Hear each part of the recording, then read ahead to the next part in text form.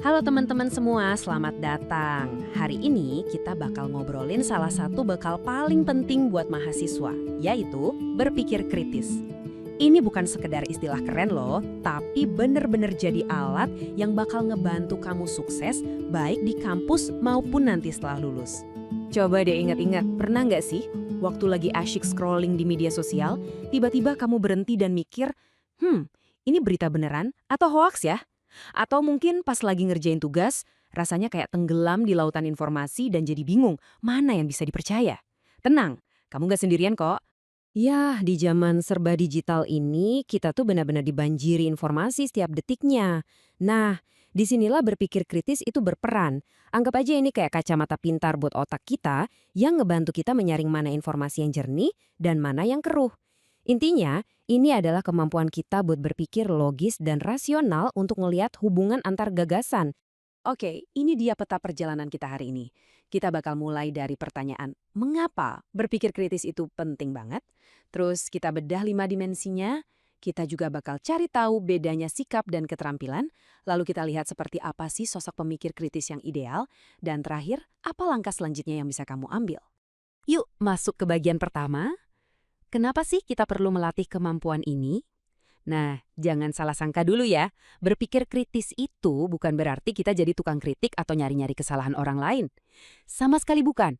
Ini lebih ke soal gimana cara kita bisa sampai pada kesimpulan yang paling akurat dan membuat keputusan yang bijaksana. Jadi tujuan utamanya apa sih? Pertama, kita berpikir kritis untuk menguji sebuah ide, bukan cuma nerima mentah-mentah. Kedua, kita melakukannya biar benar-benar paham sampai ke akarnya, bukan sekadar tahu di permukaan aja. Ini juga ngebantu kita banget dalam mengambil keputusan yang lebih baik. Dan yang paling penting, ini soal membangun kemandirian intelektual. Artinya, kamu nggak lagi cuma ikut-ikutan, tapi punya landasan yang kuat untuk setiap opini yang kamu punya. Sekarang, ayo kita bedah mesinnya. Para ahli sudah mengembangkan berbagai model untuk ini. Dan salah satu yang paling terkenal itu namanya Watson-Glaser Critical Thinking Appraisal atau disingkat WGCTA. Kerangka kerja ini pada dasarnya membagi proses berpikir kritis jadi 5 komponen utama yang bakal kita jelajahi satu persatu.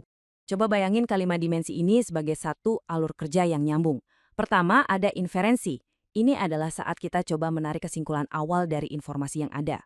Terus, kita lanjut ke pengenalan asumsi. Di sini kita bongkar apa aja sih keyakinan tersembunyi di balik sebuah pernyataan. Lanjut ke deduksi untuk mastiin kesimpulan kita itu logis. Setelah itu ada interpretasi, di mana kita menimbang semua bukti yang ada. Dan terakhir, evaluasi argumen, buat menilai seberapa kuat dan relevan argumen tersebut. Lengkap kan? Ini kayak seperangkat alat bedah buat informasi. Nah, ini penting banget nih buat kita pahami. Berpikir kritis itu punya dua sisi yang gak bisa dipisahkan, sikap dan keterampilan. Sikap itu soal bagaimana diri kamu, pola pikir dan karakter kamu. Sementara keterampilan itu soal apa yang bisa kamu lakukan, alias alat-alat analisisnya. Keduanya harus jalan bareng. Ibaratnya nih, kamu bisa aja punya kotak perkakas paling canggih, tapi kalau nggak ada niat buat membangun sesuatu, ya perkakas itu nggak akan ada gunanya kan? Yuk, kita mulai dari fondasinya dulu, sikap. Oke, kita mulai dari dasarnya dulu ya, yaitu domain afektif atau sikap. Inilah yang jadi fondasi supaya semua keterampilan berpikir kritis kita bisa tumbuh subur. Nah, sikap-sikap ini nih intinya. Kerendahan hati itu artinya kita sadar dan mau ngakuin kalau kita tuh nggak tahu segalanya. Terus, keberanian intelektual itu soal kita berani nanya kenapa atau yakin nih, meskipun semua orang kayaknya udah setuju-setuju aja. Ada juga integritas, yaitu kita jujur pada bukti, bukan pada apa yang kita pengen percayai. Lalu keuletan untuk nggak gampang nyerah pas nemu masalah yang rumit. Dan terakhir, kemandirian untuk membentuk opini kita sendiri. Oke, fondasi sikapnya udah kuat nih. Sekarang kita butuh alat-alatnya dong. Inilah yang kita sebut domain kognitif, yaitu keterampilan praktis yang kita pakai dalam proses berpikir. Nah, ini dia tindakan-tindakan nyatanya. Prosesnya itu biasanya dimulai dengan membedah sebuah argumen dan mengecek kredibilitas sumbernya. Bisa dipercaya nggak nih? Kemudian kita pilah-pilah mana fakta yang penting dan mana yang nggak relevan.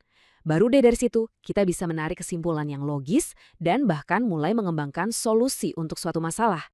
Jadi, kita udah punya sikap sebagai fondasi dan keterampilan sebagai peralatannya. Terus, seperti apa sih wujudnya seorang pemikir kritis yang ideal itu? Kalau semua itu digabungin, jadinya gimana?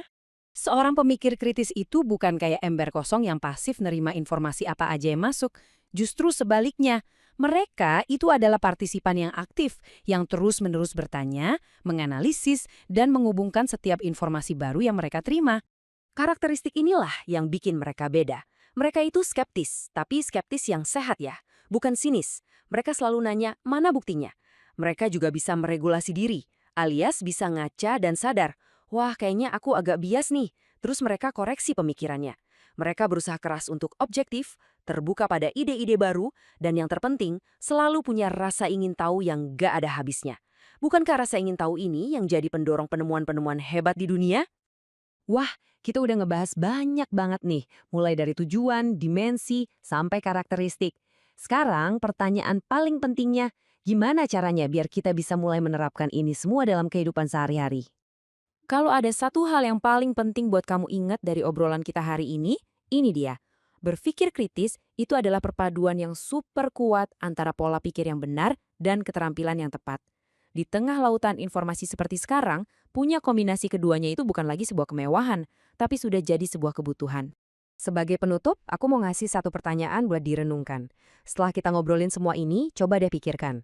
Satu aja kebiasaan kecil dari berpikir kritis yang bakal kamu coba praktikkan mulai minggu ini. Apa itu? Mungkin mulai dari hal simpel kayak ngecek ulang sumber berita sebelum di-share, atau coba deh sekali-kali lihat satu masalah dari sudut pandang orang lain yang beda banget sama kita.